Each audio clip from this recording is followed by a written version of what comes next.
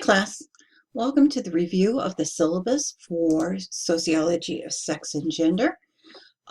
You will find that the syllabus itself is located right above this video. You've probably seen it, but this will give you a chance to look at it to see what needs to be in place.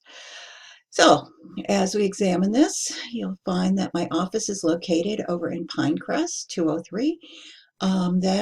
We are supposed to be moving, and I will let you know if that changes. My office hours are included here, and I have specific online office hours just for my online courses on Tuesday from 10 to 12:30. If you need me during those times, I will be online. I will not necessarily be in my office, but can meet with you there. I can meet with you by Skype or by FaceTime as well. Or we can use the standard telephone for get-togethers. I'll often send students when I'm grading, you need to talk to me. I want you to physically talk to me either by FaceTime, Skype, or telephone, and not just by email. However, with that said, the best way to reach me is through email. You know that on your discussion boards, you have a place also to contact me, and you can contact me as well during those online office hours. I will have D2L open most of the time, and you can use the buzzer system. The course description is what comes next and straight from the course catalog of what this course is about. And we look at the major theories and concepts of sociology related to sex and gender. Now, if you've taken a sociology course, you know that sex and gender is mentioned in every course, and it is a key component of it. And we will be talking about those issues. This also is a topic that can have some real ramifications for people and hurt. So be aware that we are addressing this through the look at the sociological imagination, and we're exploring the content to see what's out there and to address our own opinions and how we form them. Upon finishing this course, the following student learning objectives hopefully will be met, and you'll notice that they're to look at identifying and understanding the core concepts of sociology, especially related to gender, and to understand how gender affects our behavior and our lives. And think about this, in every experience, our gender comes into play, and how we're treated in a classroom, how we're part of a family, all of those things. The student learning outcomes are tied here to the general education student learning outcomes, the sociology student learning outcomes, and you can see the measurement for each one is listed here. The required textbook is Robin Riley Questioning Gender, 3rd edition. I've already had questions on, can I use the 2nd edition? What's the difference? I've read both books. I don't know exactly what the difference is, but we are using the 3rd edition, and questions will come out of this from your weekly questions will be those from the 3rd edition. I will have a copy of the 2nd edition available in the library. I do only have one copy of the 3rd edition, so I obviously can't put that in the library. Academic activities. This course objectives will be met through lectures, active reading, course discussions. Previously, I have used a lot of films in this class. We no longer have the access to films on demand. I will be trying to use good videos that we can obtain online. I do not know if I will have to have you ever log into Netflix or one of the other places to find a video. I'm still trying to work out that there is no cost to you in that, but have not had some success in dealing with the library.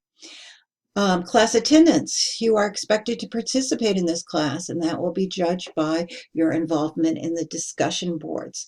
To enter a discussion board in the course for the first time, you will be required to attend the module first before you can post to the discussion board. And so that if you're having a problem getting into that discussion board, make sure you've attended the class, viewed the video. As you know, I can see how long you've been logged in, when you've logged in, all of those statistics come up to me, and that's part of your attendance. There are no missed days in an online class. I will try to have the course done ahead for you.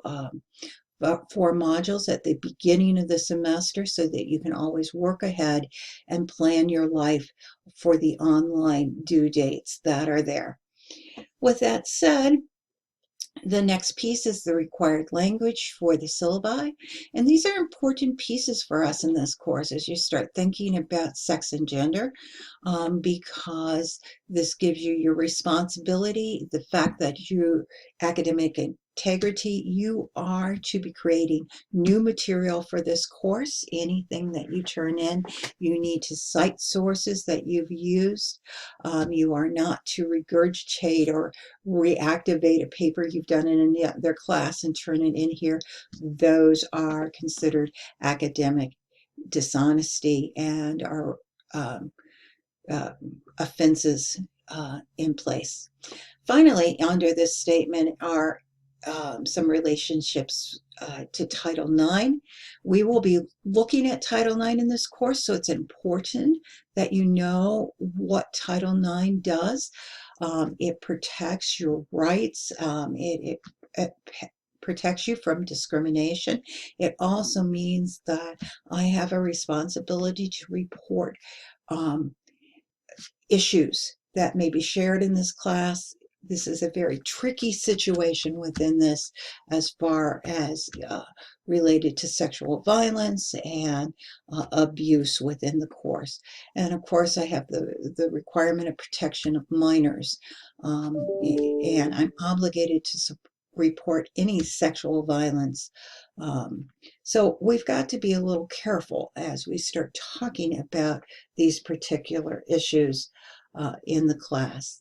I appreciate those that share, but do so knowing some of these issues, and don't hesitate to link into the information given to you here. When we talk about sex and gender here, we're not just talking about feminine issues or women's issues. It is clear that we're talking about both men and women in this process, and it's important that you consider that as we examine these issues. So what are your assignments for this course? What do I have to do to pass this class? Well, you have a weekly activity, and you need to complete 10 of those. You'll probably have 12 to 13 options to do, so I'll give you that out front, but that means that if you're busy on one week or you forgot to do it, you have the availability to do it in another week. If you do all 13, then only the top 10 scores count. So that comes into place as we start looking at them. So choose from the listed activities, and you will find that in the chapters you will have activities that you will be allowed to choose from. Sometimes there will only be one, sometimes there will be 4 or 5.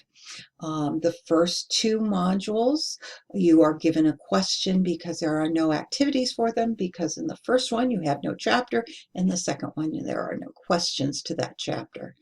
Those responses should be 2 to 3 pages, single spaced, and they can be dropped in the Dropbox. They are due by Monday of the week following that module by 11:30 at night.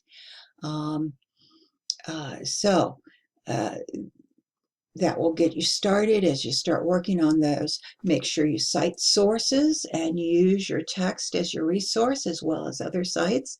And you are to be writing in APA format for this class. Class discussion boards, they are 30% of your total grade.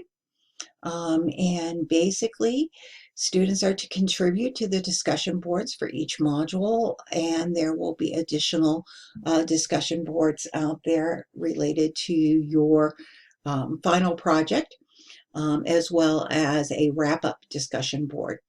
Those discussion boards, the initial post, it must be completed by Wednesday at 11:30 for credit, and that will allow you to go back and read each other's posts, and you need to comment on at least 3 by the following Sunday at 11:30 p.m. It should be p.m. We'll get that changed right now. 11:30 p.m. And just to help you, we'll add 3 so that you remember you only need 3. You have a rubric available to you with each discussion board. It's also available in content. I would aim for the top level of that rubric. Comments such as "this was a great post" don't count. They need to be building on what they've initially contributed and add to the information to lead to an actual discussion. Your final part of the course is a research project.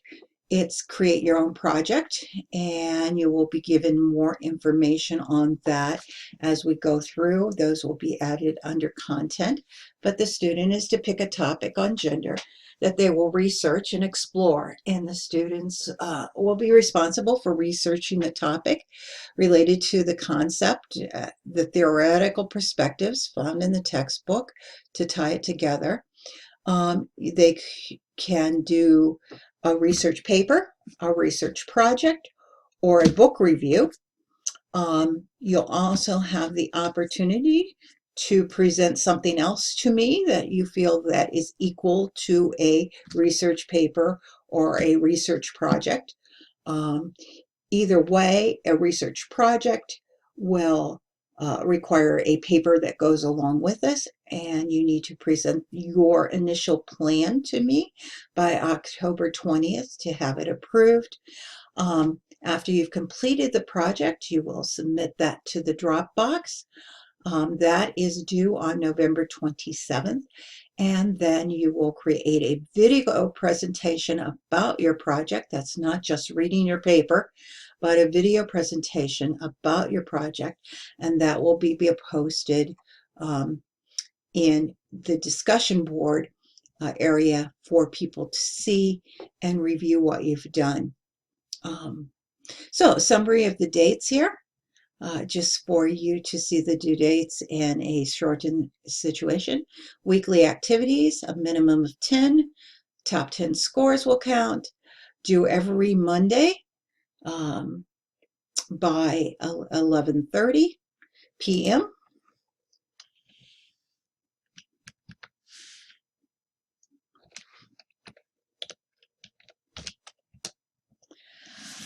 And the first one due will be on September 4th. So that is a holiday, so make sure that you consider that you might want to do it ahead of time.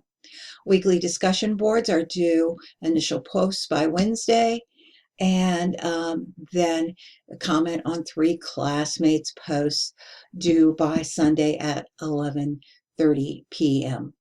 You'll have no weekly discussion boards on the 2 weeks that you have to specifically focus on your research project. Hopefully you will definitely have started it well before, but when it's approved in October, and I will approve those early if you want, that is not a problem. But with that said, I will have those 2 weeks blocked out for you to really focus on doing a great job on that project.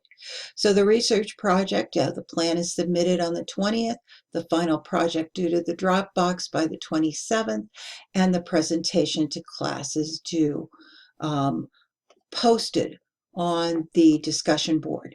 The final presentation to class on the discussion board.